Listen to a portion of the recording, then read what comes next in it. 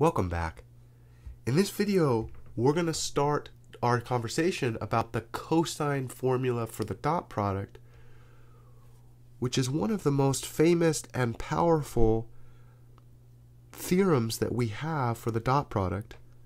We're not going to actually introduce this cosine formula in this video. We're going to let the suspense build so that you get really excited about future videos. What we will do is talk a little bit about what the cosine formula does, and we'll also cover some prerequisites so that when we actually do introduce it, we're ready to really take in its full beauty. Cosine formula for the dot product connects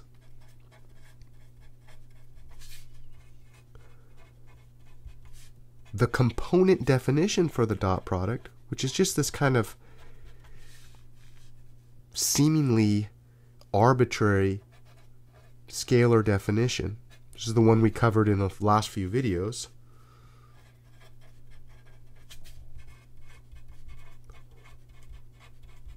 With the geometric properties that we desire from the dot product.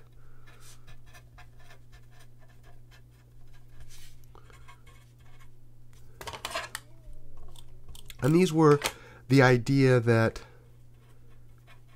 the dot product was a measurement of parallelity. And that if you have an acute angle, you get a positive dot product. If you have a right angle, you get a zero dot product. If you have an obtuse angle, you get a negative dot product. The cosine formula will be based on the law of cosines. Comes from the law of cosines. It's a generalization of the law of cosines in some sense. And the law of cosines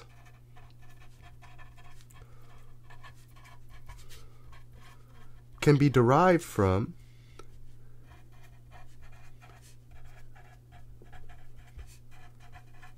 the Pythagorean theorem.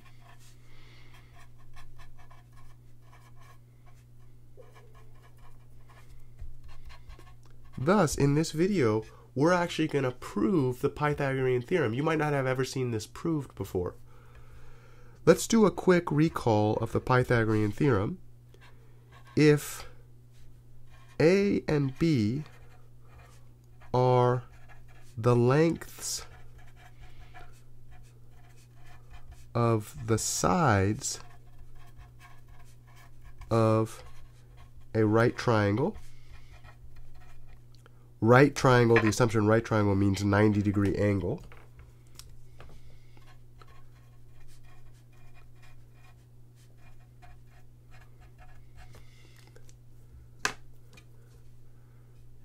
And C is the length of the hypotenuse.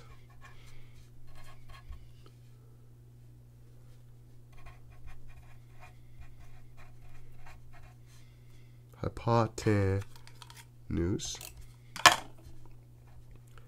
Then our old friend Pythagoras said that a squared plus b squared equals c squared. This is a theorem, which means that it deserves a proof. I'm going to share with you my favorite proof of this. There are many available for this theorem. You can find a great array of these on Google if you just typed in proof of Pythagorean theorem. The one that I like the most is the one I'm about to share with you. If you're watching at home, you might redraw this diagram in your notebook.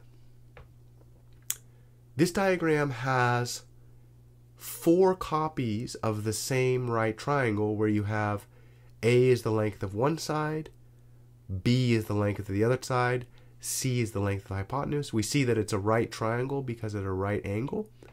And then we arrange these in such a way that it creates a square so that the right angle is aligned in each case.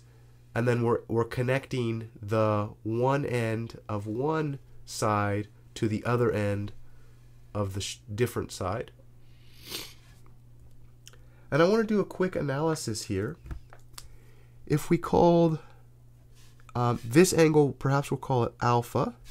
we'll call the right angle theta, and then we'll call this angle right here between B and C, we'll call it phi. Okay, so let's see. Between A and C is called alpha, so here we go, AC. This would be alpha. Here we have theta. Here we have phi. And then again here, this thing would be between A and C, so it's alpha. This one must be phi, and that must be theta. This is alpha. This is theta, and this is phi. The reason that I add those angles is I want to do a quick analysis here. When we look at this diagram, we know that in a triangle, the angles of a triangle add to 180 degrees. Here's a question for the viewers at home. Why is that true? So here what that means is if I have theta plus alpha plus phi, those are the three angles in my triangle, and the claim of that particular conjecture, it's actually a theorem, it's a true statement, is that those add to 180. We know that theta is 90 degrees by assumption. This was the idea that the triangle was a right triangle, which means that alpha plus phi is equal to 90. And the reason that that is kind of a big deal, let's go ahead and zoom out a little bit here. Kind of zoom down so that you can see the whole picture at once. Is we also know that a line has 180 degrees. Well, here, 180 degrees, and then we know that that phi plus alpha is 90 degrees.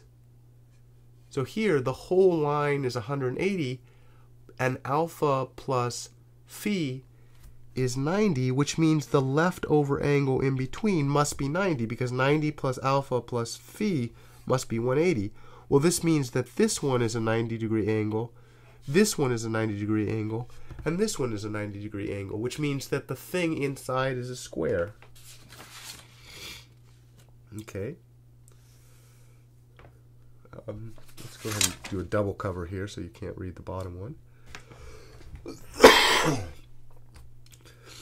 Okay, the reason that this is a big deal is because we have this two squares. The big square, which has sides length A plus B.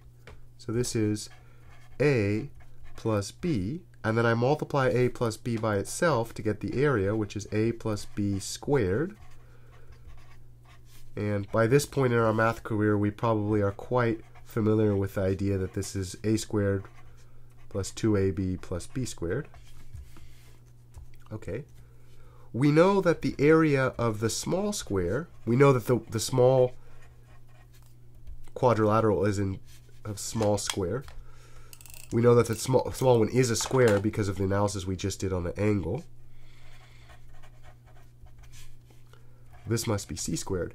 And the question is, well, how do you get from the big square to the small square? Well, we see that the big square minus 4 triangles is equal to the small square.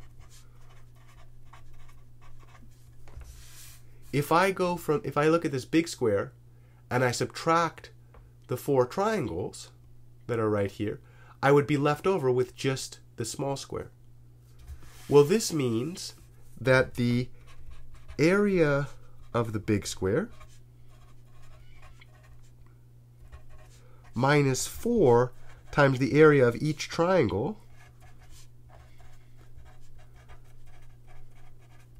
because each triangle is the same, so it's just 4 times the area, that would be equal to the area of the small square. Well, we just saw that the area of the big square was a squared plus 2ab plus b squared. And then we're going to subtract away 4 times the area of each triangle But if we look up here, the area of the triangle is 1/2 base times height. So this would be 1/2 base times height. And then the claim, just based on this geometry, this must be equal to c squared, because that's what would happen when we delete those 4 triangles. But algebraically, we see that this is a plus b squared, minus 4 divided by 2 is 2ab, and that's got to be equal to c squared. But this is exactly what the Pythagorean theorem says. We have just proved the Pythagorean theorem geometrically by using that argument. In the next video, we will use this theorem to prove the law of cosines, which is a generalization of the Pythagorean theorem. See you in the next video.